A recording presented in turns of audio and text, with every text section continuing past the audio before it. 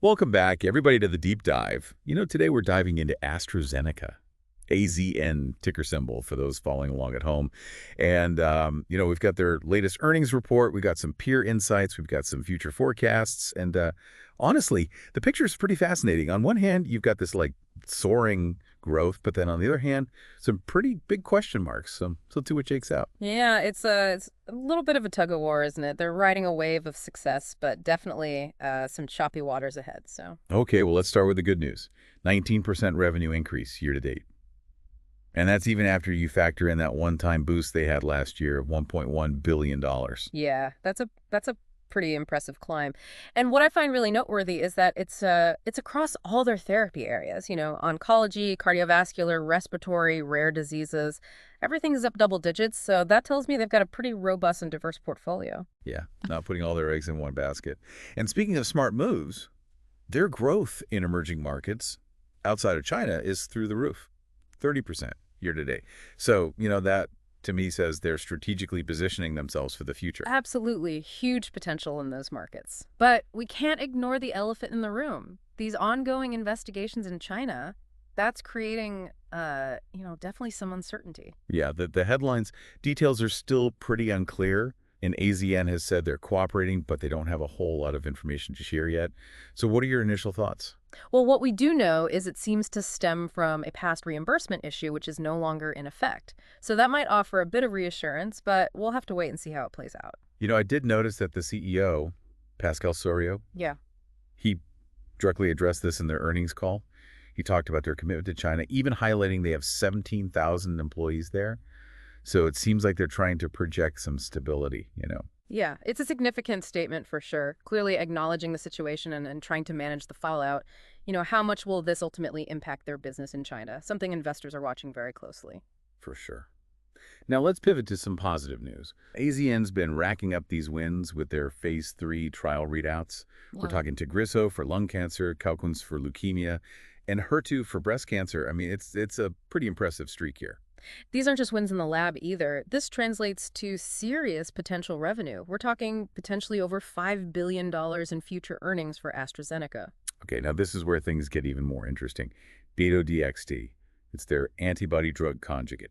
And it's showing some really promising results, particularly in lung cancer treatment. Yeah, but there's a nuance here that's important. The FDA seems to be focusing on specific subgroups for Dato-DXd, particularly patients with a certain type of genetic mutation, Yeah. EGFR. So it really highlights how regulators are increasingly emphasizing these targeted therapies. So they're basically homing in on who benefits the most, which makes sense, from a scientific and regulatory standpoint. Right. And this precision could be key to unlocking even greater success for AZN in the long run. For sure, for sure. Speaking of the long run, let's talk about their financial outlook.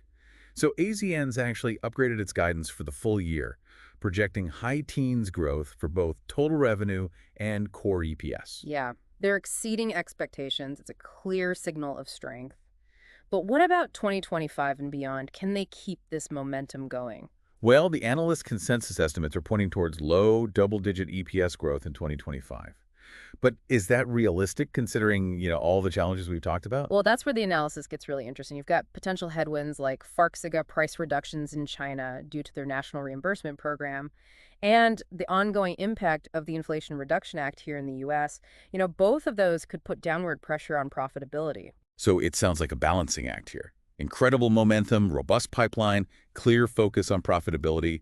But they also have these, significant challenges to navigate. Exactly. It's that million-dollar question. Can they effectively leverage their strengths to overcome these hurdles and maintain this impressive growth trajectory? And to answer that, we need to delve a little deeper. Let's do it. We'll explore that question in part 2 of our AZN Deep Dive. Stay tuned. Welcome back to our deep dive into AstraZeneca. We left off talking about whether AZN can maintain its impressive growth, given those challenges on the horizon. So let's unpack that a bit further. Okay, so we were talking about those China challenges. And the sources mentioned this case from back in 2021 involving medical insurance fraud, which seems to be at the heart of these current investigations.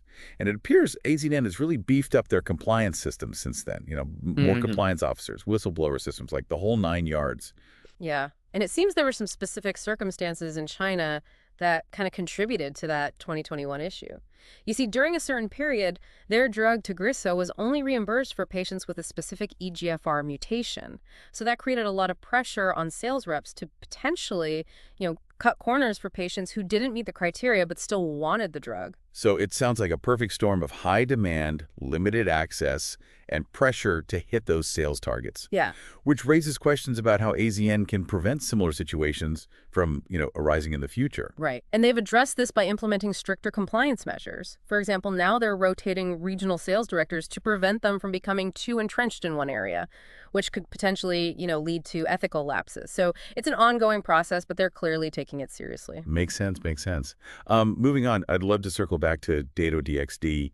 The decision to withdraw that broader filing and refocus on that EGFR mutated subgroup seems like a strategic move. It does. It seems the FDA is looking for more targeted data, especially given the potential of this TOP2 QCS biomarker. You see, this biomarker could help identify the patients most likely to benefit from Dato-DX. And AZN is now incorporating it into their ongoing trials, like the AVANZAR study. So they're refining their strategy based on new information. It's a bold move, but it could pay off big time if they can prove the biomarker's effectiveness. Exactly. And the potential of Dato-DX, especially in combination with other therapies, like Tagrisso, it's huge. This could be a real game changer in lung cancer treatment. Speaking of game changers, let's not forget about AZN's overall commitment to R&D. They set this ambitious goal of launching at least 20 new medicines by 2030. I mean, that's a lot of innovation in the pipeline. And it's not just about quantity. They're exploring some seriously disruptive technologies, like stuff with the potential to transform healthcare as we know it. We're talking cell therapy, gene silencing, personalized medicine, all cutting-edge stuff. It's like they're building the future of medicine. But obviously, innovation comes at a price, right? Yeah. Absolutely. And AZN's capital expenditures are expected to increase, significantly over the next few years to accommodate all of this. They're investing heavily in new manufacturing facilities, state-of-the-art R&D labs, and large-scale clinical trials. So they're putting their money where their mouth is, which is encouraging. Yeah. But it also raises the question, how will all of this impact their bottom line in the long run? That's something investors are definitely pondering. AZN will need to balance their ambitious growth plans with maintaining a healthy profit margin. Okay, so we've covered a lot of ground here. We've talked about their stellar performance, their promising pipeline, the challenges in China, the FDA's focus on these targeted therapies, their commitment to cutting-edge research. And through it all, that big question remains. Can AZN achieve their audacious 2030 revenue target of $80 billion? That's what we'll be tackling in part 3 of our deep dive. Stay tuned to find out if this pharmaceutical giant can really hit that ambitious goal. All right, we're back for the final part of our AZN deep dive. $80 billion in revenue by 2030. Is it attainable or is it just a pipe dream? It's ambitious, there's no doubt about that. But here's the thing. AZN has a few key factors working in its favor that make it seem a little less like a fantasy and more like a real possibility. Okay, so let's break that down. First off, they've got this solid foundation of existing blockbuster drugs. Tagrisso, Calquence, Farxiga, Imfinzi, all generating billions in revenue. And those drugs still have significant growth potential, right? New applications are expanding their reach, they're gaining market share in key regions. Plus, and HER2, they're superstar cancer drugs. That thing's on track to become one of the top-selling oncology treatments in the world. Exactly. And they're not just sitting back watching the money roll in. AZN is actively exploring new combinations of these drugs to further enhance their effectiveness and create even more treatment options. So they've got the proven winners. But what about their pipeline of new drugs? Can that contribute to hitting that $80 billion target? Absolutely. That pipeline is where things get really exciting. They have multiple late-stage assets with blockbuster potential like Dato-DX and Camustrint. And remember, they're investing heavily in those disruptive technologies we talked about. Cell therapies, gene silencing, personalized medicine. These innovations could drive significant growth in the latter half of the decade. So they've got the products, the pipeline, the vision. But can they execute on all of this? That seems like the real make or break factor. Yeah, execution is everything. They'll need to successfully navigate the complex regulatory landscape, keep their costs under control, and launch these new products effectively. Not to mention there's always external factors too, right? The global economic climate, political uncertainties, competition from other pharmaceutical giants. It's a complex landscape to navigate. Absolutely. It's not a walk in the park by any stretch. But AZN does have a solid track record of success. They've consistently exceeded expectations and delivered strong growth. So while that $80 billion target's definitely a steep climb, it's not entirely out of reach. Right.